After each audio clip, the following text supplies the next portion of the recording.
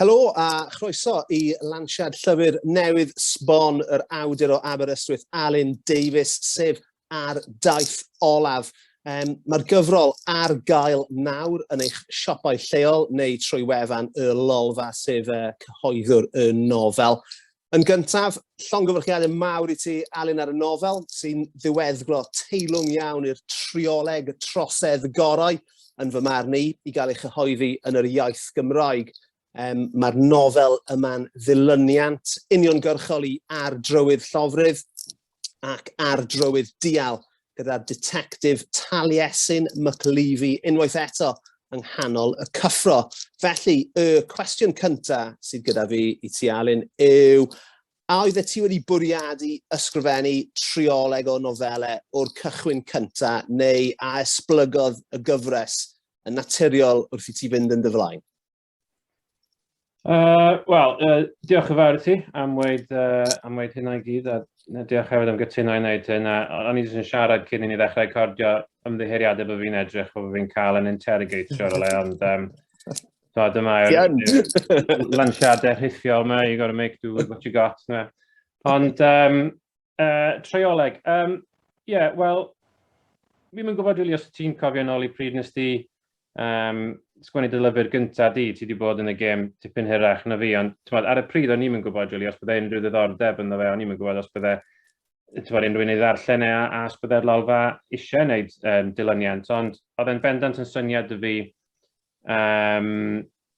os oedd na mynd I fod dilyniant, o'n I eisiau gwneud 3 ohonyn nhw, cos o'n i'n teimlo bod hynna oedd fi rhyw fras syniad o sut bydde Taliesin yn datblygu o un llyfr i'r llall. A o'n i'n meddwl bod 3 yn ddigon I fynd trwy'r arc yna I gyd heb dechrau diflasu bobl a dragio fe mas. So trioleg oedd y bwriad rili o'r cychwyn, ie. Ie, I mean, mae hwnna yn glasur a sy'n neb angen rebus arall gyda rhyw 50 o nofelau yn y gyfres.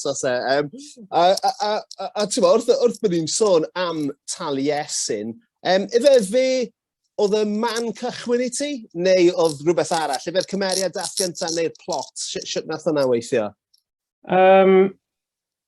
Fi'n meddwl, yn gyntaf gyd fi'n meddwl, y syniad o ffordd mae'r yn ymwedig y llyfr cyntaf, sy'n fe'n cael mae'r strwythyr o ti'n gweld o ddau safbwynt, mae llais Taliesin a llais MJ yn y llyfr cyntaf, a mae hynna yn dilyn trwyddo'r llyfrau eraill a'n cael ei esblygu mwy hefyd. Ond dyna beth o'n i'n y syniad greiddiol, really, oedd cael yr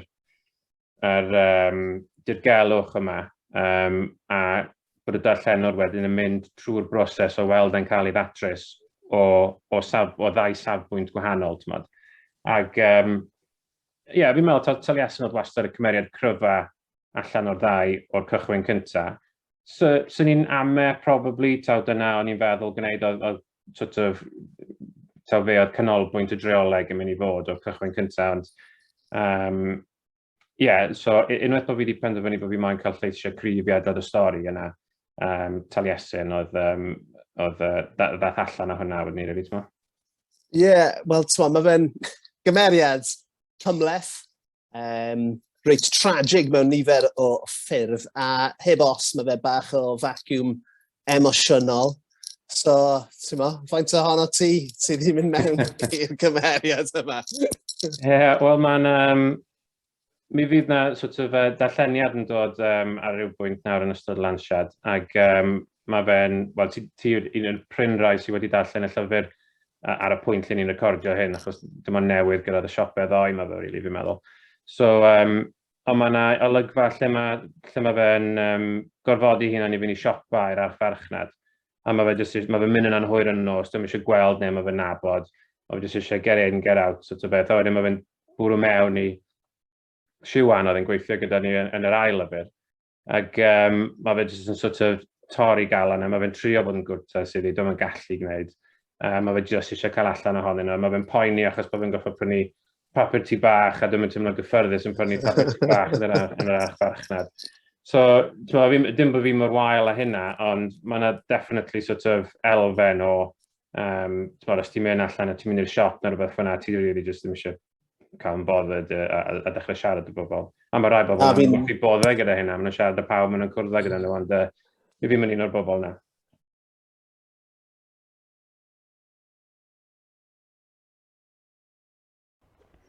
Nos Fawrth yw i? Neu nos Lun? Dim fod lot o ots. Dwi yn Morrisons, yn gweithio un o'r trolleys mawr, a mae fe bron yn llawn.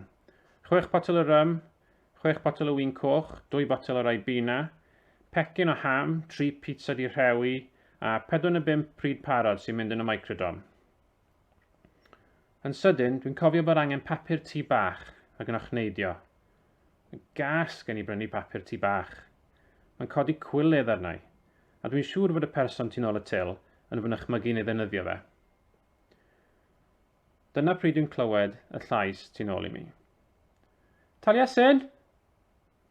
Mae'n nghalon i'n suddo. Dwi'n nabod y llais yna. Detective Siwan Matthews. Os unrhyw ffordd allai ei osgoi hi. Taliesin! Mae'n galw eto, yn mynnu fy sylw. Erbyn hyn mae throli o flaen yn i ni. Does dim dianc. O, helo Siwan, meddaf, gan geisio swnio'n falch i'w gweld i. Dwi'n siŵr nad ydw i'n llwyddo.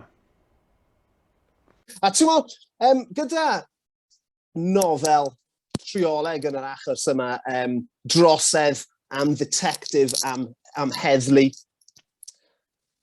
fi'n meddwl, un o'r pethau anodda, dwi'n siarad o brofiad yn hyn hefyd, un o'r pethau anodda yw osgoi ystrydebau. A ti'n meddwl, achos mae hwnna'n gynyddol anodd, fi'n meddwl, yn enwedig yn y genre yma, sydd mor boblogaidd. So, ti'n meddwl, beth oedd hwnna'n rhywbeth o ti'n ymwybodol o, achos fi'n meddwl am rhywbeth fel hoffter Taliesin at yfed Ribena, enghraifft. Ti'n meddwl rhywbeth fel na sy'n gallu i wneud iddo fe sefyll ar wahân i detective sy'n yfed coffi di, enghraifft. Ti'n meddwl? Ie, mae'n bwysig rili i gael yr elfennau yma i unrhyw gymeriad, ond mae cymaint o detectives mewn llenyddiaeth i gael rhywbeth amdanyn nhw sy'n jyst yn popio a wneud nhw edrych yn chyrra'n bach o wahanol. Ond hefyd, dim yn gyfrinach yn amlwg, mae Taliesin yn yfed gormod a mae fe'n mynd o ddrwg i waith trwy'r llyfrau ac mae hynna'n bach o trope i'r hard drinking detective, ond os ti'n gweld bobl fel, mae Rebus fel ti'n gweud yn neud Inspector Morse, bobl ffordd na, mae fe bron yn rhywbeth bron yn cool iddyn nhw. Mae nhw'n tough guys a mae nhw'n yfed a erbyn nhw'n yfed gormod, it's under control, ond gyda Taliesin mae fe'n dod drosto fel gwendid mawr. Dwi ddim eisiau bod yn yfed ffordd na, ond allai ddim helpu hi'n. A dwi'n hyd yn oed yn mynd i'r dafarn i yfed a dim byd ffordd na, mae'n neith yfed getra yn y fflat ar ben hi'n. So, o'n i'n trio cymryd yr elfen yna, ti wedi gweld y blaen, ond trio i weld e mewn golau gwahanol beth. Ie, wel, o'n i'n really hoffi. Fi'n treul bod yn ofalus o beidio roed unrhyw beth i ffwrdd am y plot. A sa'n meddwl bod hwn yn spoiler mawr ta beth, ond dwi'n caru'r ffordd mae Taliesin yn dechrau mynychu cyfarfodydd Alcoholics Anonymous yn ddamweiniol yn y nofel yma. A mae'r droedigaeth yna. Mae'n teimlo lot mwy naturiol o ffordd o ddelio gyda ei broblem amlwg na tasau fe o dan bwysau gwaith neu yn ei fywyd personol i wneud. O'n i'n really hoffi'r ffordd o ti wedi wneud hynny. Ie, fi'n meddwl bydde ti'n cael ei fynd o'i wirfodd, beth, a mae fe bron fod ni'n twyllo ei hunan bron i fynd, ond mae fe'n goffa mynd, achos beth sy'n digwydd yn y stori, ond unwaith bod fe'n, achos bod fe wedi cam mewn trwy drws cefn, beth, yn sydyn mae fe'n agored i'r peth, a mae fe'n sylweddoli beth yw i sefyllfa fel, Ag hefyd wrth gwrs, ti'n mo, fel eto heb fod eisiau gweud gormod, ond mae'r cyfarfodydd yn rhan anatod o'r plot ag o'r narratif hefyd, so dyw e ddim fel, bod ti fel awdur yn ffeindio ffordd o ddatrys problem dy brif gymeriad di. Mae fe'n yn ffordd hollol naturiol i'r stori i fynd yn ei blaen fel na. So, oedd hwnna'n superb. A nath I mean, dyma'r broblem eto, mae'n nôl at ysgrifennu am detectives ag am drosedd. Sa'n gwybod os wyt ti wedi dod ar draws cymeriad Matt Scudder gan awdur enw Lawrence Block, ond mae fe'n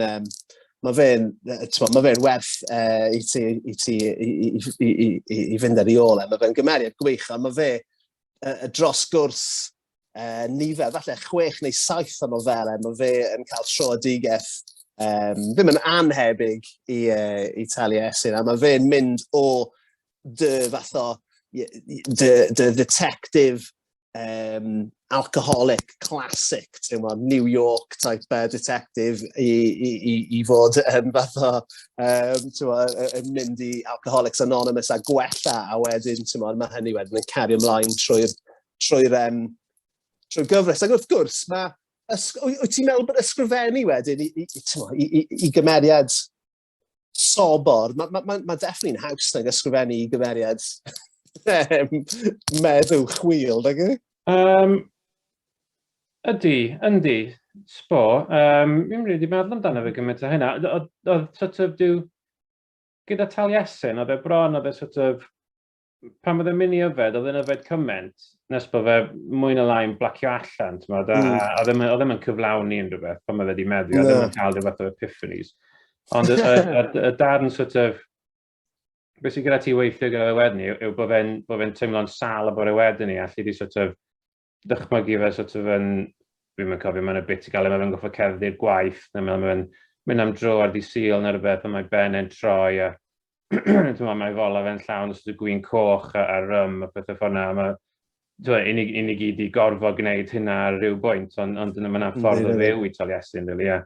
Mae hynna'n rhywbeth allu di roi, mae lot o llyfr i wneud a trio rhoi bobl slightly on edge, a ti'n poeni beth sy'n mynd i ddigwydd nesaf, ti bod i dymlo chydig bach yn anghyffyrddus.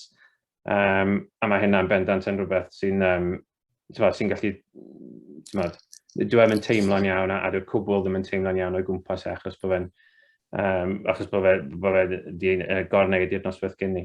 Ond i fynd nôl o beth o ti'n gweud gyda am yr detective na New York, mae hynna'n, dyna sort of beth o'n i'n trio cael ato fe, really, oedd bod, os ydw ti fel episod o'r Simpsons, er enghraifft, ti'n mynd trwy'r hanner awr, a wedyn mae fe'n reset, wedyn, dwi fe? Mae'r episod nesaf, mae fe'n nôl i'n union yr un sefyllfa oedd e ti gyn y cychwyn. A mae hynna'n wir am lot o lyfrau eraill fel, sort of, I don't know, Agatha Christie, er enghraifft, mae fe'n datrys y achos, a wedyn yr un cymeriad, a chi wedi darllen nhw mewn unrhyw drefn, a does dim ond, cos yw'r cymeriad i hun ddim yn datblygu gymaint o hynna. Ond dyna beth o'n i'n trio cael y Taliesin yw, maen nhw bron yn, to'r un cymeriad yw e, mae fe bron yn gymeriad gwahanol yn bob un sort o beth, achos bod wedi newid a bod y holl bethau wedi digwydd iddo fe yn y gorffennol, a mae fe'n goffo delio. Ti'n hollol iawn, a fi'n meddwl, wrth ddarllen y gyfrol yma, o'n i eisiau i Taliesin wella, o'n i eisiau i Taliesin, ddod allan o'r pydew yma fe ynddo hefyd, ond mae hynny wrth gwrs wedi bod yn adeiladu dros a trwy'r ddwy gyfrol gynt hefyd. Taliesin wrth gwrs yw'r prif gymeriad, dim fe yw'r uniglais, fel yn y ddwy nofel flaenorol hefyd, dim fe yw'r uniglais, ond mae'n mwy o leisiau y tro yma. Ni hefyd yn gweld y cyffro trwy lygaid Siwan, ei gyn-bartner falle mewn rôl llai nag oedd hi yn yr ail nofel, ond mae dal fyna yn ei chanol i, a hi yw fel y link rhwng Taliesin sydd erbyn hyn tu allan i'r heddlu swyddogol, ond mae hi fel rhyw fath o ddolen gyswllt rhwng fe a'r byd yna o hyd. Ni hefyd yn gweld lot o'r cyffro a'r hanes trwy lygaid Mari, sef Mae hi'n bod grefft wraig a yn ddarpar gariad efallai i Taliesin. A ar ben hynny, ni hefyd yn cael snippets trwy lygaid cymeriad sef y llofrydd yn y nofel yma. So pa mor bwysig oedd i ti i gynnwys lleisiau bynywaidd mwy amrywiol yn y nofel yma o gymharu â'r nofel gyntaf er enghraifft lle oedd yr hanes yn cael ei hadrodd gan ddau gymeriad gwrywaidd. Ie, o'n i'n trafod y llyfr gyda rhywun dydd o blaen, ac nath nhw grybwyll yr stwff yna, stwff gyda i wneud gyda'r heddlu enwedig yn ddiweddar, tymod yr achos gyda Sarah Efrad a pethau ffordd na, a fel sort of macho culture sy'n yn yr heddlu. A hwnna'n bendant yn y llyfr cyntaf, yn amlwg mae Taliesin a MJ o'r ddoi brif gymeriad, a nhw'r unig rai sy'n rili'n siarad trwyddo i gyd. Ond mae penneth yr adran detectives yw Saunders sydd yn ddynes. Ond o'n i'n teimlo rili erbyn yr ail un, bod mae Saunders yn gymeriad eitha sort of caled a mae'n amlwg i gyrraedd y lefel yna yn yr heddlu, falle bod menw'n goffo bod yn gymarol galed ffordd yna. No, absolutely. So mae'r ail lefel yn lot mwy cytbwys rhwng Taliesin a Siwan. A wedyn, ti'n iawn, yn y trydydd un, mae fe bron yn elfen o dod â lot o'r ydafedd at ei gilydd eto. So mae Siwan ynddo fe, fel ti'n gweud, mae Mari ynddo fe sydd yn gymeriad newydd. A mae hi sort of yn rhoi mwy o... mae'n gadael i ni weld mwy o Taliesin tu hwnt i'r swydd, sort of beth, achos dwi ddim yn y swydd nawr. So ni'n gweld tipyn bach mwy ohono fe heb y sort of yr mwgwd mae fe'n goffod gallu gwisgo pan mae fe yn yr heddlu. Mae rhywbeth mwy personol amdano fe, a mae fe'n agor lan at i hi hefyd. So ie, mae'r elfen bynywaidd yn y thing i gyd yn bendant yn rhywbeth o'n eisiau sort of amlygu, falle dylen ni wedi amlygu fe mwy yn yr un cyntaf, fi'n yn gwybod, ond yn bendant erbyn yr ail un, oedd yn rhywbeth o'n eisiau sort of...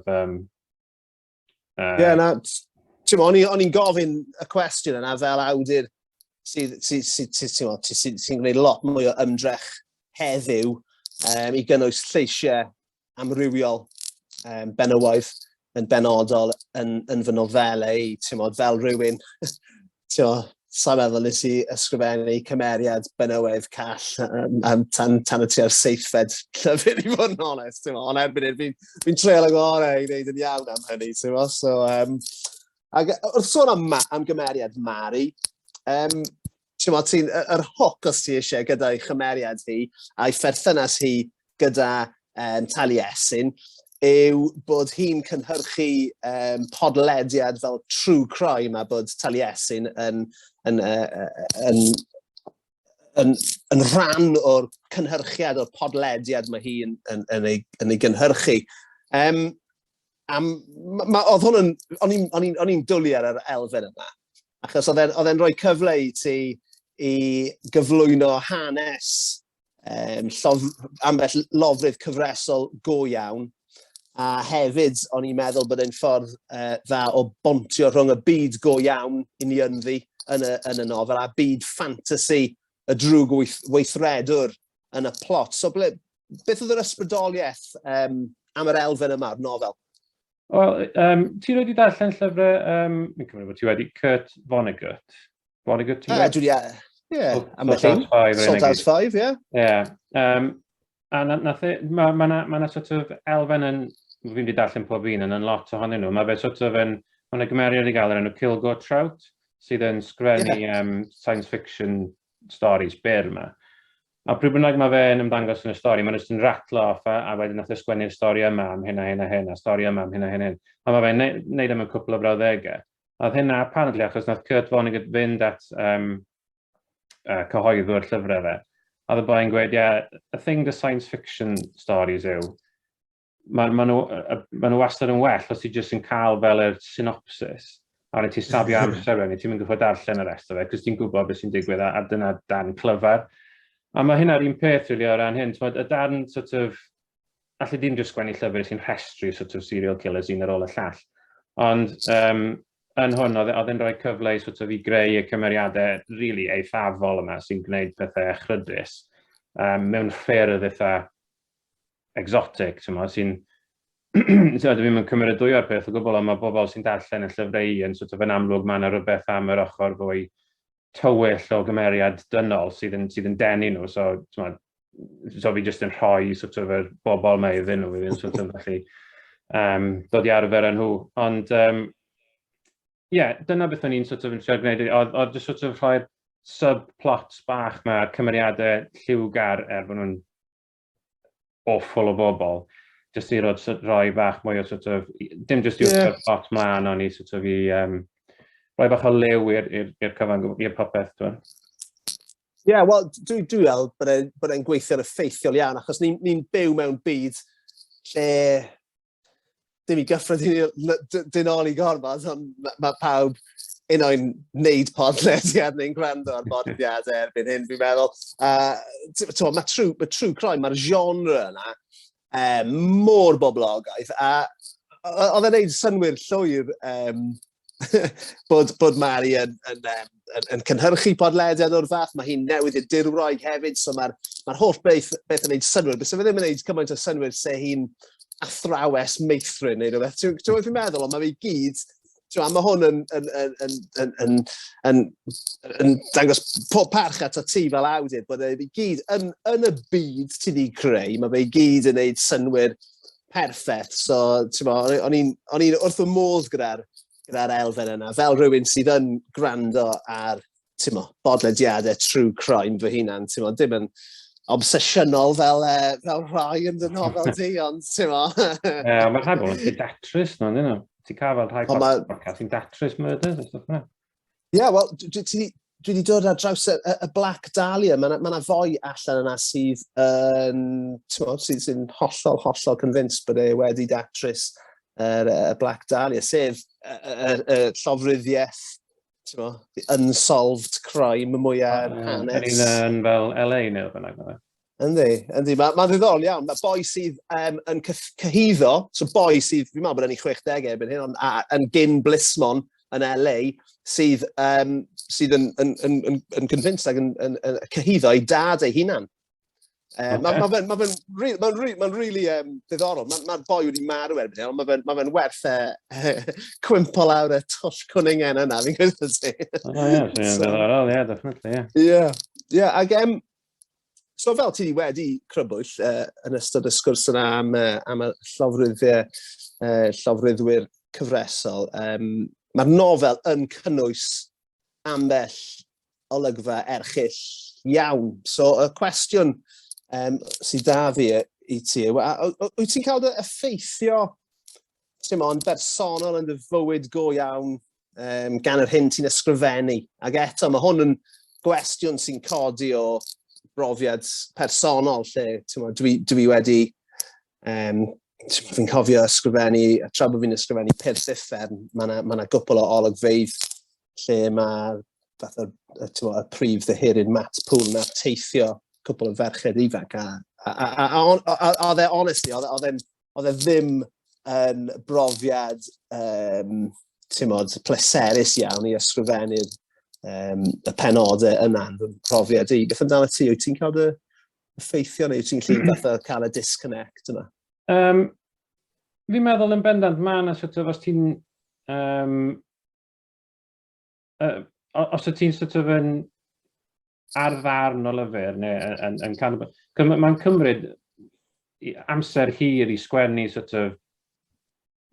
hyn a hyn o dudalennau. Mae'n cymryd dim amser i ddarllen fel ti'n gwybod, ond allai gymryd wythnos neu rhywbeth i ti sgwennu penod, os ti'n mynd nôl ymlaen a trio cael yn iawn, a trio cael yn y drefn iawn. So, os ydych ti benod sy'n arbennig y dywyll, fel bod ti'n ffind y corff rhywun, neu fel ti'n gweud bod nhw'n cael ei ateithio neu rhywbeth hwnna, i wneud yn iawn, mae bron rhaid ti gael mewn i ryw fath o feddylbryd fwy tywyll. Allai ti ddim sgwennu'r peth rili yn hapus ac yn chwibanu neu bynnag.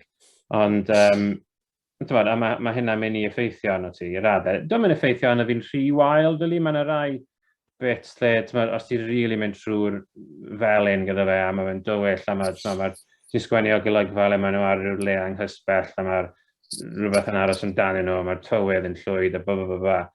Os ti'n sgwennu hwnna peth gyntaf yn y bore, pan ti'n dyn lan, mae fe'n mynd i roi rhywbeth o gysgod dros y diwrnod i ti, ond i bai ti'n siarad gweld. Ond i raddau fi'n meddwl, mae'n elfen o disconnect fi'n meddwl, mae fe'n, dwi'n mynd effeithio arno fi'n rhy wael, ond yn bendant, mi allith e newid ar dy hwyliad i ar ysbryd i. Ie, na, dwi'n meddwl falle bod fi fel arfer yn bod yn orddramatic yn y ffordd dwi'n gyflwyno'r cwestiwn.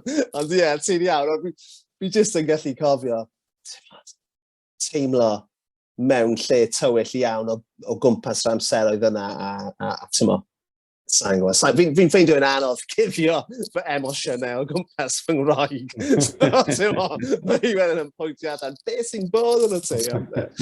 Ond, so, ti'n gallu sôn am falle rhai o ddylanwadau ar y nofel yma, ar y gyfres yn gyffredinol, unau nofelau, neu awduron, neu ffilmiau, neu, beth sy'n ysbrydoli di? Beth sy'n, Wel, nes i, sbel fach nôl, nes i wneud rhyw fath o sgwrs gyda, yn cofio pwy oedd, Cymdeithas y Penrhyn, fi'n meddwl, a nes i jyst drwyddo rhyw 7 llyfr, o'n i'n teimlo, nes i wedi dylanwadu ar eill na Taliesin neu'r llyfrau yn gyffredinol. Dim i embarrass ydi, ond i fynd y lyfrau di ar y rhestr. Yn amlwg. Pa un? Yr un cynta. O, ie, na, dwi'n gallu gweld bach o Taliesin yn yna'n rhywle. Absolute chaos, e? Ie, exactly, ie. Ond oedd yr effaith uniongyrchol na, ond oedd hefyd y sort of lan atyniad lot o llyfrau Cymraeg ti'n darllen, bethau ti'n darllen yn yr ysgol, fel cysgod y crymau. Pethau, oedd yn teimlo, sy'n teimlo bach yn saff. Dwi'n meddwl. Yn union, a'n llai cyfoes, really, o ran, maen nhw'n lyfrau da, maen nhw'n glasuron, ond dyn nhw ddim yn gyfoes, dyn nhw'n sort of mynd i afel a bethau mae bobl ifanc eisiau yn teimlo bod nhw am ddarllen. So, oedd hwnna'n bendant yn un. Fi wedi bod darllen tipyn o... Ti wedi darllen y llyfrau John Gower, y diolch a... O, ydw wir. Mae'r ein an, mae'n echrydus yn llyfrau i, oh my god, dim byd i gymharu ar rhai o'r pethau yma fe'n... A mae hwnna'n drioleg hefyd, dwi'n meddwl, mae hwnna'n dod i ben cyn i'r. Mae'n ein arall yn dod, oes. Oes, ond... Ie, so rheina hefyd. A rhai, pan ma'n i'n ifanc yn tyfu lan, o'n i'n lygo darllen, Inspector Morse o bethau ffordd na, ma'n nhw'n eitha... Mae'r genre yna o sort of oldie worldy Lloegr, really, le ti'n byw yn sort of Rhydychen neu yn Llybynnag, mae Miss Marple yn byw yn y Cotswolds na Llybynnag mae, a mae fe jyst yn sort of bron yn Midsummer Murders o stwff yna, mae'n gysurus, a mae fe'n efo rhywun yn cael ei lladd, it's all going to be yn iawn yn diwedd, a mae'r hael dyn nhw'n gwynnu, mae bobl yn saff, really, so dyna beth nath gael fi mewn, probably, llyfrau detectives, Ac mae'n rhaid pethau llenyddol Cymraeg fel Guto Dafydd, Carafanio, Ymbelydredd. Ymbelydredd, ie. Oedd yna'n briliant, o'n i'n meddwl, nes i rili fwynhau'r llyfr yna tro yn y cynffon, o'n i'n meddwl bod yna'n gret. So, i fi wedi gwir, fi'n darllen gymaint o hynna o stwff detective dyddiau yma, really. Na ddarllen o fan hyn o fan draw. Ti wedi darllen llyfr enw The Party Wall? Na. Stevie Davies, fi'n meddwl, mae hwnna'n anghyffyrddus, y ffennol am boi sy'n sort of yn byw drws nesau rhyw fenyw, mae fe'n mynd yn obsessed gyda. Newydd orffen hwnna, so mae hwnna'n... Fresh yn dy feddwl ti. Fresh, yn union, ie. So ie, dylanwadau dros bob man, really. Mae'n bach o hiwmor y fan hyn o fan draw, a elfennau tywyll, elfennau dilgelwch, so trio tynnu popeth at ei gilydd, really.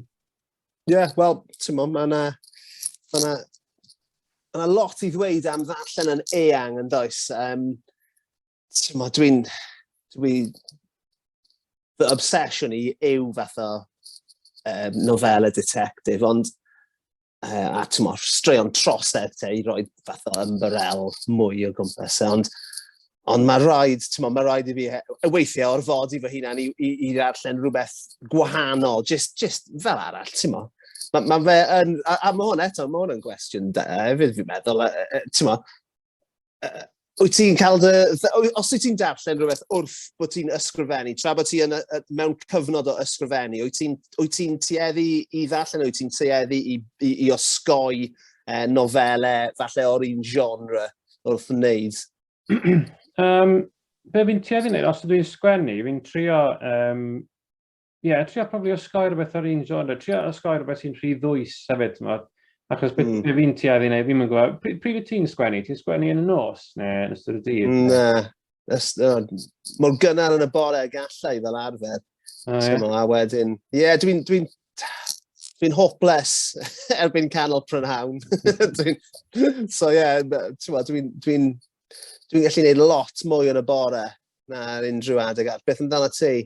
Wel, fi'n eillna yna wneud sort of, hanner awr i awr, falle peth cyntaf yn y bore, ond fi'n tueddu i wneud mwy gyda'r nos, ar ôl i'r plant yn gwely a popeth. So, os ti'n gwneud hynna, ti sort of angen wedyn i rhyw sort of buffer wedyn i rhwng gorffen sgwennu a mynd i gwely. So, jyst cael rhyw lyfr. O'n i darllen, fi wedi bod yn darllen llyfrau am bethau fel The History of Football Tactics, o stwff hwnna, sy'n just totally wahanol i unrhyw beth. Ac dwi'n ddiddorol iawn, mae bits fe, mae'n ddiddorol iawn, ond mae fe'n helpu ti sort of switcho'r darn yna dy brain di off.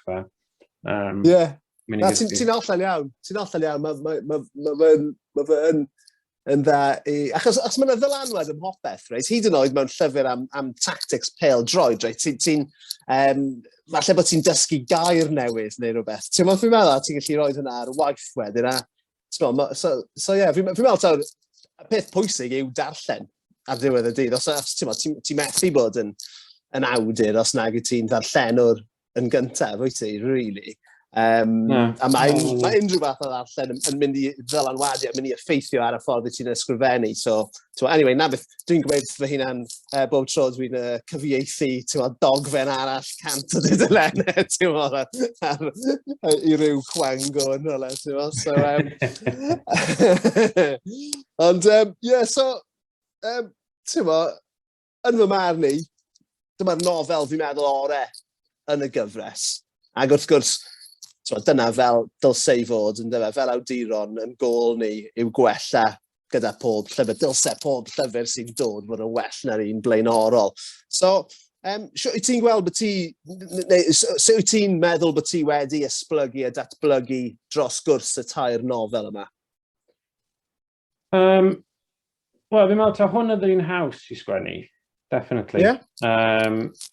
Nath hwn, oedd yr ail un yn enwedig, nath hwnna sort of, nes i offod, nath ei gymryd spel i sgwennu, a nath na fynd nôl ymlaen gyda lolfa lot wedi, cos nhw'n sort of yn awgrymu newidiadau, gweud, dyw hwn ddim yn swnio'n iawn, dyw hwn ddim yn, mae rai pethau ti sgwennu, jyst yn mynd ei sens, os ti wedi blino, ti jyst yn datlan y mas, ond oedd hwn sort of llifo straight trwy fe'n eitha cyflym, a wedyn oedden nhw'n hapus gyda fe, a straight allan, so o ran hynny, mae fe'n, oedd e'n llai o drafferth, so ti'n edrych nôl yn y fer gyda atgofion melys, ond I don't know, ar yr un pryd, yr ail un sy'n gwneud y gwaith caled, hwnna'r un sy'n really datblygu fe, mae fe'n tynnu stwff o'r un cyntaf, mae fe'n gosod stwff yn barod ar gyfer yr un olaf, heb wneud hynna'n rhy amlwg, a wedyn mae fe'n sort of, sy'n ni'n gweud, probably yr ail un, wel, sy'n ni'n gweud probably yr ail un, dyna'r un sy'n sort of yn newid Taliesin mwyaf, yn enwedig gyda'r ail un yn gorffen a beth sy'n digwydd. Dyna'r un sy'n... O'n i yn syni bod dal ar yn rhydd ei droed yn ddechrau'r trydydd i fod yn honest. So, yn dilyn mlaen o'r ateb yna te, wyt ti... Ydy'r ffordd wyt ti wedi ysgrifennu'r dair nofel yr un peth te, as in y ffordd wyt ti'n cynllunio o flaen llaw, oedd ti'n gwybod ble o ti eisiau cyrraedd gyda pob nofel, cyn bod ti'n dechrau ysgrifennu nhw, neu sut wyt ti'n mynd ati? Oedd hwn, gyda bob nofel, oedd y fi syniad y lle ni eisiau cwpla, a wedi trio wrth ymlaen, trio cael bach mwy o strwythyr at y ffordd fi'n rhoi nhw at ei gilydd. So, ti'n meddwl, rhaid, ti a fan hyn a hyn o eiriau, 10,000 eiriau, fi eisiau bod ti ar pwynt yma yn y stori, a wedyn wneud hyn digwydd prynu, a wneud hyn digwydd prynu. Ond fi rioed rili wedi cynllunio nhw mas yn fanwl iawn. Mae'n elfennau mawr o'r stori sydd ddim yn, ond ddim yn ystyried ar y dechrau. So fi'n hoffi cadw digon o slack, sort of beth, i allu mynd i fan hyn y da. Ti jyst yn cael rhyw touch points, ti'n bwrw ti a fan hyn, ti a fan hyn, ti a fan hyn. So mae fe'n eitha, fi'n gwybod bod rai bobl yn eitha prescriptive os ydym nhw'n sgwennu a mae dyn nhw gynllun manwl a meddylion cymeriad y popeth, ond nid dyna fel fi'n... Mae fe'n ddiddorol iawn. Mae fe'n gwestiwn dwi'n gofyn i bob awdur dwi'n siarad gyda i fod yn onest, achos dwi yn ffeindio fe'n fascinating. Ni gyd yn yr un nod yw cynhyrchu llyfr, right? A gweud stori sydd yn mynd i afel yn ein darllenwyr ni, ond ni gyd yn cyrraedd y pwynt yna mewn ffordd wahanol.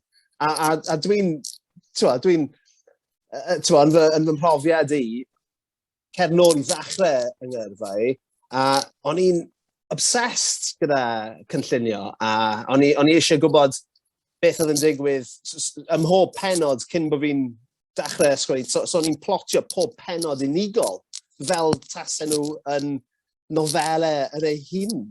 Ond erbyn hyn, wrth gwrs mae hwn yn dod gyda profiad a hyder a hynna'n gred hefyd a pethau fel hyn, wrth gwrs bod e, ond erbyn hyn, dwi'n edrych nôl ar yr awdur ifanc yna ac yn meddwl, blinking ecmet, beth ti'n neud, ond nath o weithio ar y pryd, do.